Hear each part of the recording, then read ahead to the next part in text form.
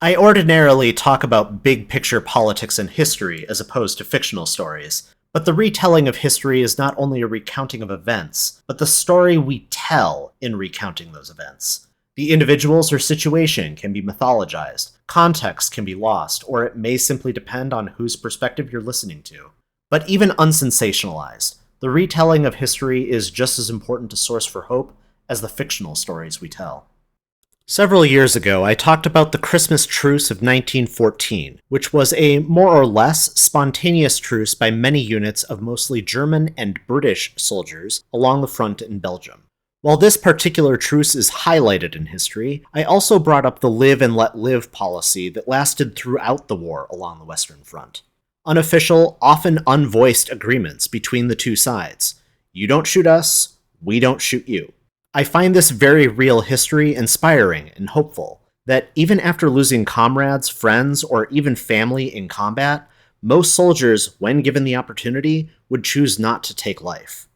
But today I want to talk about another war, World War II, and how even during one of the darkest periods of the 20th century, hope could still be found.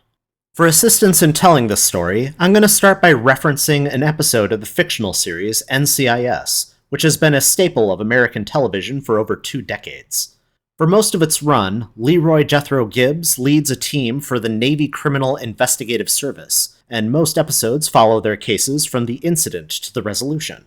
As the show has been on the air, it increasingly delved into the personal lives of the main characters, and in Jethro's case, introducing his father, Jackson Gibbs. In the episode Better Angels, Jackson asks his son to take him to see his friend, Walter Beck, who saved his life during World War II. After an initial attempt was unsuccessful, Walter having been taken to hospice care with no forwarding address, Jethro asks for Timothy McGee's assistance in locating Walter. This led to a dead end, as no Walter Beck served in Jackson's unit, or any unit, of U.S. forces. Jethro confronts his father about this discrepancy, and it is then Jackson tells this story from his days in World War II. During a raid over German territory, Jackson's fighter plane sustained damage and was unable to find his way home. A German Luftwaffe pilot, Walter Beck, flew alongside his plane, signaling the direction he needed to go, in addition providing an escort to the English Channel before saluting and returning home, having saved Jackson's life. In the end, the NCIS team were able to locate Walter Beck, and Jackson Gibbs brought his son to meet the man that saved his life. And Jackson was able to tell Walter, though they both took lives during World War II, Walter's choice to save one man led to a lot of good in the world. Now, this story may sound too good to be true, but it is based on a very real historical event, though the damaged aircraft in that case was a bomber, not a fighter plane. Known as the Charlie Brown and Franz Stigler incident, it took place on the 20th of December, 1943. The 527 Bombardment Squadron flew a mission to Bremen, Germany, with the target of the aircraft production facilities.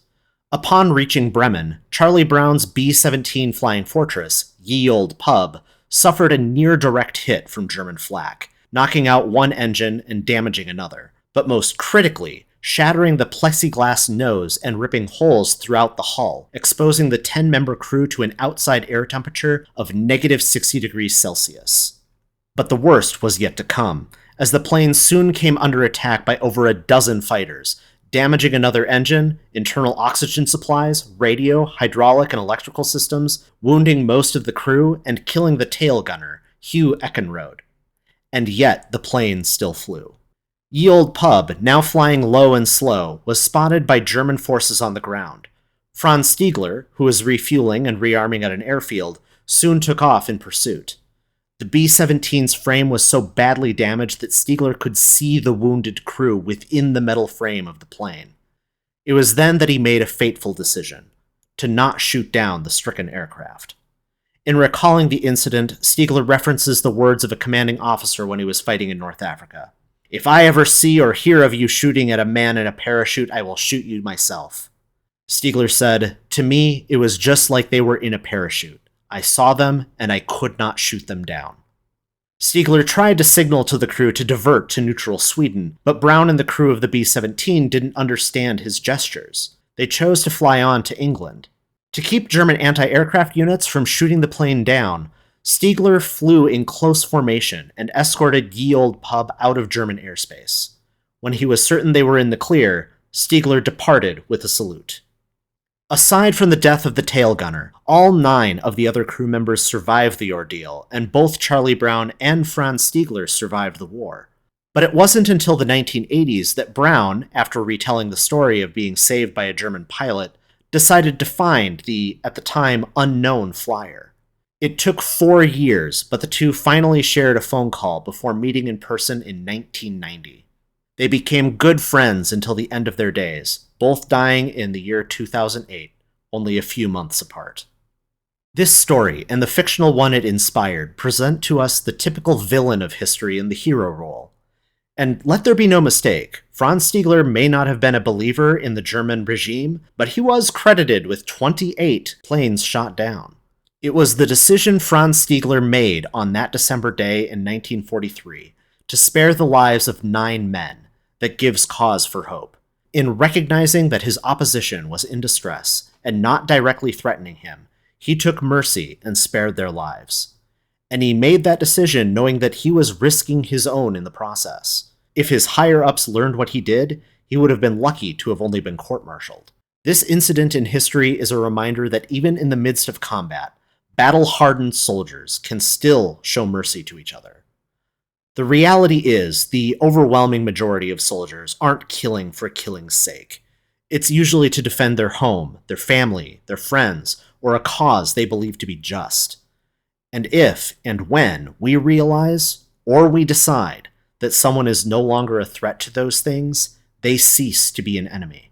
It takes a lot of concerted effort to get us to hate each other, but it can be something as vividly simple as seeing the enemy wounded and struggling to survive that pulls us back and leads us to the true strength of humanity.